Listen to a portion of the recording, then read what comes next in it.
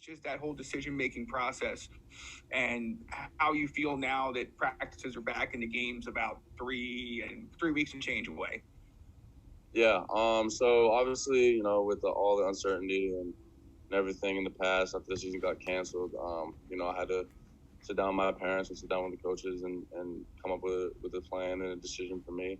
But obviously there was definitely some serious talks about me leaving, and I was thinking about it a lot. And at the end of the day, when I talked to my mother and my father, and they kind of were just like, think about it if like the season were to come back, what your feeling would be. And there's a point in time when I was kind of like, I don't care, like I just want to move on to the next chapter of my life because of how kind of my mentality was with just kind of being strung along.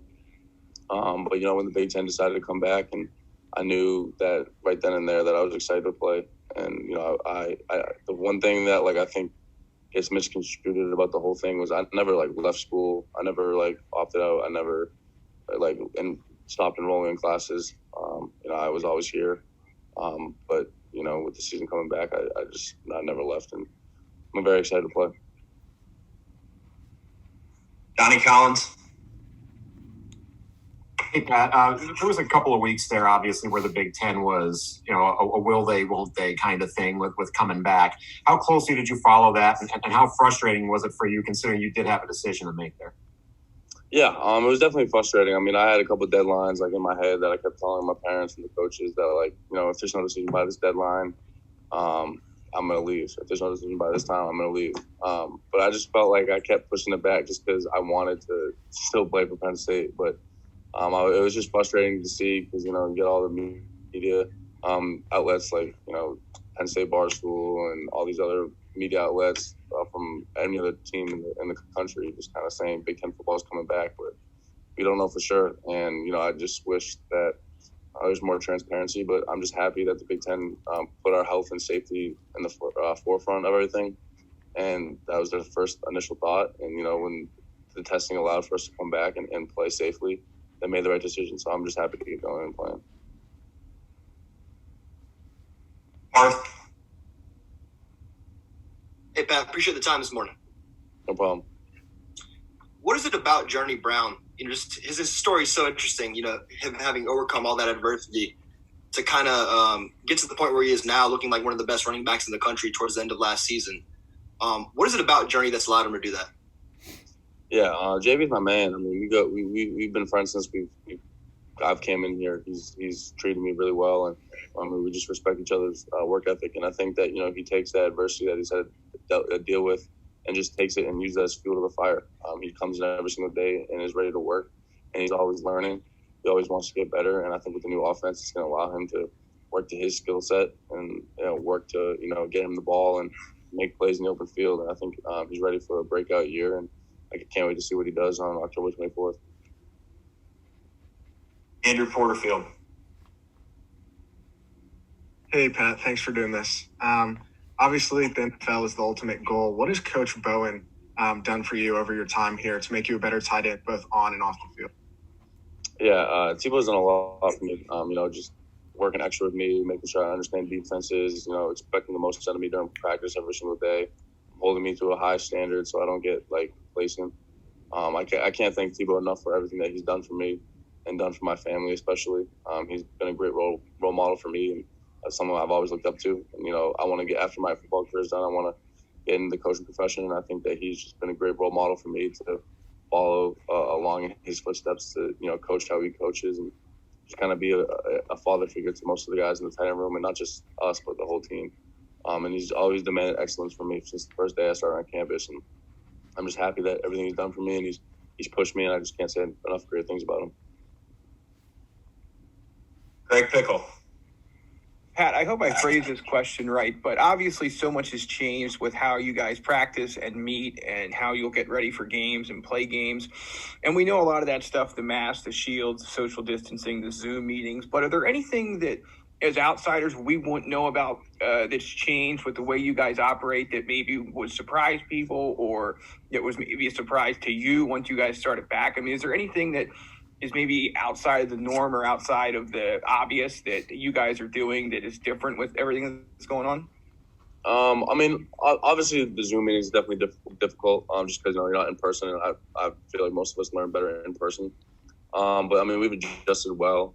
But I think like one thing that is kind of I've struggled with is not being able to come into the building whenever I want, just to kind of watch film and get extra rehab and do all that kind of thing. I mean, once you're in the building, you're locked in the building, and if you leave, then you can't come back really, especially like with workouts over the summer, stuff like that. So I mean, I know a lot of you guys saw us working out at State College High, so like that was definitely different.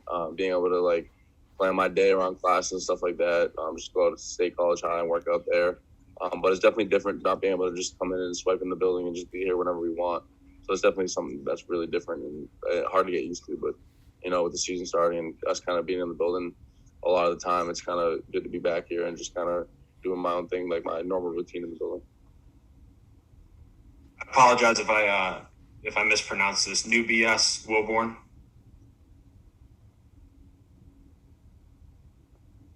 It's new bias. Thank you. Oh, don't worry, bro. All good. All good. We're all learning. Pat, from there, man, when you look at everything that's happened, walk me through that first week of watching games, not knowing you guys were playing. What was that like for you? And then once you realized you guys were playing, what was it like watching games then? Yeah. So obviously that first week, I sent out a tweet kind of saying like, why can the other conferences play, but not the Big Ten and the Pac-12? And it was just definitely frustrating because I mean, obviously those schools, you know, they were doing the right protocols that we were doing, and to be honest, I think that we were doing more, and Coach Franklin was protecting us more than kind of these other schools were, and I just think that we were in the right place to play, and you know, it's definitely frustrating watching, you know, my fellow peers like, you know, like Brevin Jordan and Kyle Pitts this past weekend play, just because like I'm ready to go out and showcase my talent. But you know, when the season got called that we're gonna play the 24th, you know, like I say, like I was like a baby on Christmas morning. Like I was so happy. Me and my roommates like started jumping up and hugging each other. Like, I mean, it's football. Like everyone on this team loves football, and I think everyone in the whole country of America loves football. And I just think that, you know, it's great to have a game of football back, or some normalcy and stuff like that. So I'm just excited to get going. Donnie Collins. If you thought a lot about the fact that you're going to be playing in front of no fans, and what kind of challenges might that present? Not only, you know, kind of creating your own atmosphere, but not hearing. You know, it's going to be totally different than what you're used to. Yeah, it's definitely going to be weird. I mean, nothing beats a Penn State home game, or, you know, nothing beats going on a away game and hearing those fans kind of boo you and all that. I love the energy from away games, just kind of hearing all those fans, like, you know, talk smack on us and boo us and all that. It feeds me energy, puts a chip on my shoulder. But, you know, at the end of the day, we all have bigger goals and we all have to fight for that championship. So, you know, you kind of got to block out that, you know, there's no fans, but, you know, everyone, all your loved ones are watching you, and all the fans are watching you on TV. So you just got to know that, just kind of block out just kind of the distraction of no fans and how that might impact your mentality during the game. But just kind of continue to just play football, and just, you know, at the end of the day, it's 11 versus 11 with the football, and the end goal is to win. So that's kind of our mentality going in. Andrew Porterfield. And aside from yourself, we haven't really seen much of the other tight ends in competition yet. They're kind of less experienced. What excites you about those guys? Yeah, I mean, they all excite me. I mean, they're my guys. I'm like one of my best friends on the team, all of them, really. I think Zach is ready to go. I think that he's waited his turn, and I think that, you know, he's proud of himself for a big year this year. And I also think Brenton has. I think Brenton comes in every single day and works. And I mean, Brenton's kind of followed under my wing. I kind of took Brenton under my wing, just kind of the way he works and the way he goes about his business. And I'm just really excited to see Brenton get going this year, because, you know, he's been waiting his turn, and, you know, he's primed for a big year. And I think that he's going to come out and ball. And, you know, with the kind of offense we're running right now, he's going to get his opportunities. And so I'm excited for him. And I think Theo's done a great, and even both really the freshmen come in and done a great job picking up the offense and just playing to their strengths and playing to their potential. And I think we have a great battle throughout the whole tight end room. I mean, they challenge me every single day. We love to compete, and I thrive off their competition and their competitiveness. Parth. I've got a follow up to my previous journey question, if you don't mind. I know when you first got to campus in 2018, that's kind of when Journey's grandmother had passed away, that October. How do you think losing her kind of changed him, either for better or for worse? I know obviously a lot of what he does in the field now is for her. So. Yeah, I mean, obviously, when you lose a loved one, I mean, obviously, that's great motivation. I think that Journey has taken that and, has ran with it. And I think that he every single day he wakes up and he honors her in some time of way. I mean, I know you see the thing he runs around his neck with that for Nana. I think that and that's true. I think everything he does, is for him, for her. And I just think that he honors her in a great way. I mean, obviously, I just lost my grandfather too, and he was my best friend, kind of like Journey and his grandmother. And I think that, whenever you lose a loved one, I think you just kind of, just try and honor them in every single way possible, because knowing that they're looking down on you, and just trying to make them proud. Mark Wogenrich. Now, why is this so important to you? You could have left a couple of times now. It seems like it's very important to you to play college football. Why is it important to you, and why is it important to your mom and your family? Your mom's been very outspoken as well. Yeah, I think it's just important to me because, I made a commitment to Penn State that I come here, I get my degree, and I play as long as I could possibly. And I think last year, obviously I could have left, and maybe, who knows, maybe I could have been a potential day 2 draft pick. But at the end of the day, I'm very happy with my decision to stay. And I still owe so much more to this Penn State community than I owe it. It's just an amazing experience at Penn State. I just love every aspect of it. And I just think that, I can never repay the stuff that Penn State has given to me. And I think that I need to play another year, just kind of show my gratitude to Penn State and continue to boost my draft stock and all that. But I just love everything about Penn State. And as for my mom, they love tailgating. So, they love being around, State College and love going to away games and everything. So I think that, they weren't ready to let me let it up and let go of it yet. But, at the end of the day, they're going to support my decision. But, they were very happy when I told them I wanted to continue to play for Penn State. And I just think that, they're going to support me either way possible. If they can go, will they be at games? I don't know. So the whole thing was now, she's been emotional wreck about it. So I think with Massachusetts, I think that you can't travel to like most of the states, and then if you do, you have to come back and quarantine for 14 days or to get your test results, something like that. So they teach, so they can't miss class really, because they're in person. So like if they came to Pennsylvania and they came back to Massachusetts, they have to quarantine 14 days or get tested. So they're trying to figure out like rapid tests and all that kind of thing. But if they can, then I think they'll try to make it work. They'll do anything possible. Ryan Parsons. Hey Pat, so obviously you never like officially opted out, but how did the moment on the Big Ten Network when like you said that you were going to play, like how did that moment come about? Yeah, so obviously Coach Franklin and I were talking about it, like conversations, like I said, and kind of he called me and was like, "Hey, I'm about to go on the Big Ten Network. Are you in the building?" And I was actually in here doing my maintenance work. I was like, "Yeah," and he's like, "Come on up and just come on the screen when I tell you to, and just kind of just say you're playing and shoot all the noise out of your opting out to rest." So it was a great idea, and it was an awesome experience. John Pasternak. Hey, thanks, Ryan. Hey, just following up on that about James, Pat, what stands out to you the most about playing in James's program, and what distinguishes him from other coaches who were good or great? Yeah, I think Coach Franklin does a great job just kind of in his program of being a leader. I think that he gives everyone answers that, sometimes you don't like or sometimes you don't really like to hear. But I think that he does a great job just kind of, demanding excellence and demanding perfection. And at the end of the day, he's always going to love you. And I think that's what you want for as a head coach and a guy who is such at a prominent university and who loves their football, just kind of lead the whole community, really. He's kind of the face of the whole Penn State community. And I think that he does it in a really great way.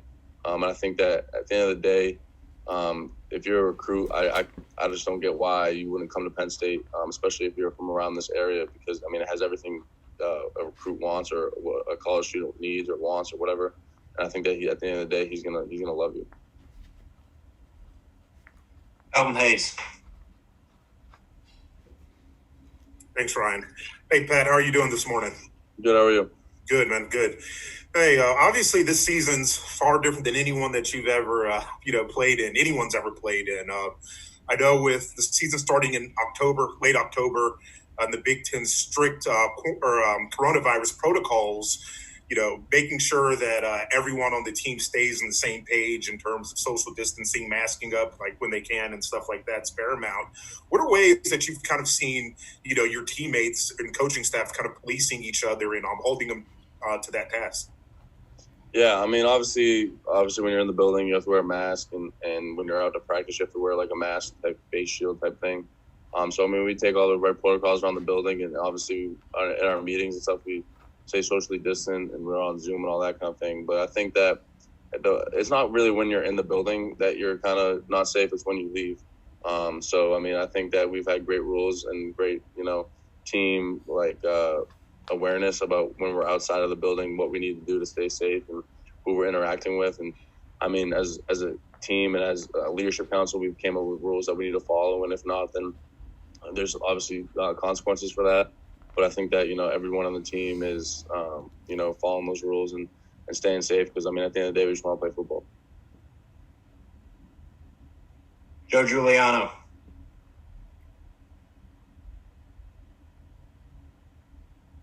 Good morning, Pat. I know you've been asked this question a million times already, but I'm late to the dance today. What was the process of you deciding to stay, and where did the rumors come from about you maybe going, and did you consider going? Yeah, I mean, obviously I considered going. Obviously there was there's days where I was like, I'm leaving. There's days that I was like, I can't leave just yet. I want to wait it out. Obviously there was communication between the coaches, me, my parents, and everyone who's involved with my support system, just kind of weighing out the pros and the cons and everything.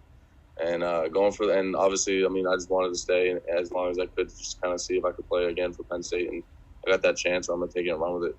And as far as the rumor, I have no idea how that started.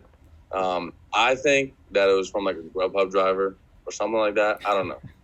But I don't know where it came from, but I don't know. I'm not going to get involved with that right now. Thank you. No problem. Ornstein. Pat, thank you for doing this. It seems like family is kind of a recurring theme in your life, whether it's your parents, your immediate family, your Penn State family. How important is that aspect of your life, and does it keep you grounded? Yeah, I mean, family is my biggest thing that I think that I hold close to my heart. Just kind of, that's the reason why I came to Penn State, is because I just felt like it was such a close family atmosphere.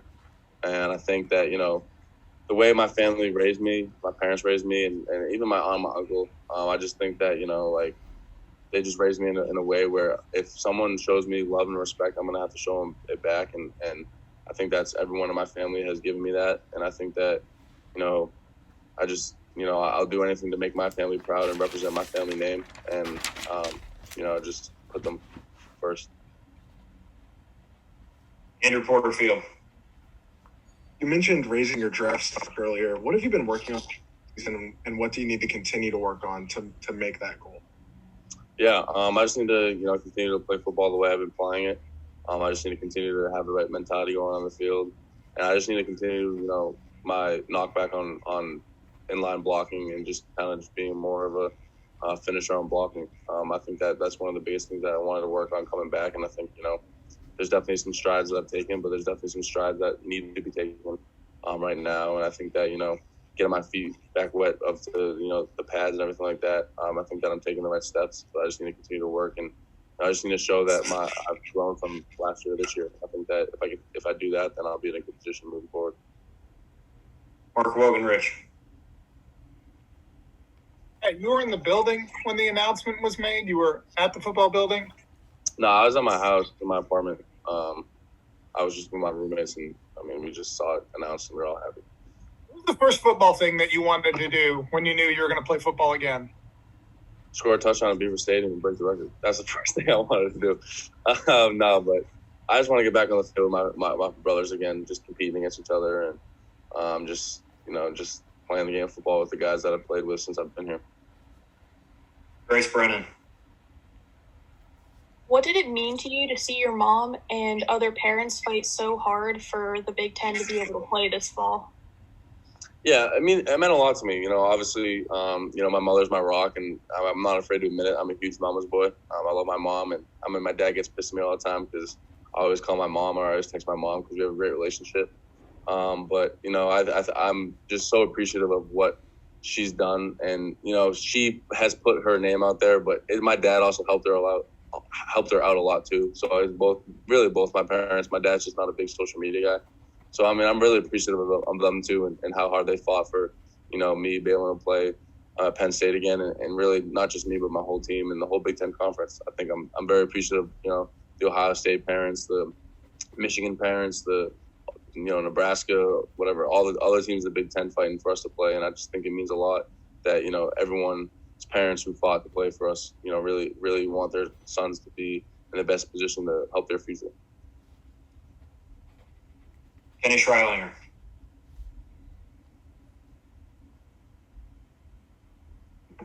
Hey, Pat. Thanks for doing this. Have you talked to anybody that you may know who's in the NFL or in the college game and kind of pick their brain about their experiences coming back after everything that's happened this offseason? Yeah, I talked to Mike. I talked to Trace a little bit. I talked to Miles, and I talked to Bates. And they say it's definitely weird playing with no fans, but like they said, just kind of at the end, like it's weird because like obviously there's 110,000 fans, but like when you're really on the field like playing, you kind of don't really notice them, if that makes sense. It's kind of hard to explain, but you just kind of have to be out there to like kind of feel it. But obviously you're gonna know there's no one there, but once we start playing and start like hitting another team, I feel like it's just gonna kind of be the same way, just kind of not really noticing anything outside of who's on the field and whatnot. Joe Giuliano. Pat, I think the country believes that the best tight end in the country is either you or Kyle Pitts from Florida. I wondered if you had a chance to watch Pitts last week, and what are your thoughts about you and he like kind of battling it out for best tight end? Yeah, obviously he had a great game, and me and Kyle talked a decent amount. And we were texting before the game and texting after, and me and Kyle have a great relationship. I'm not going to put anything down on him as a player. He's a great player. He's a phenomenal player. But I think that, I'm just going to let my game do the talking. I'm not going to really kind of talk about other players and stuff like that. But, I guess you're going to have to see October 24th and the rest of the season as to what I've been working for and what I've been doing in the offseason.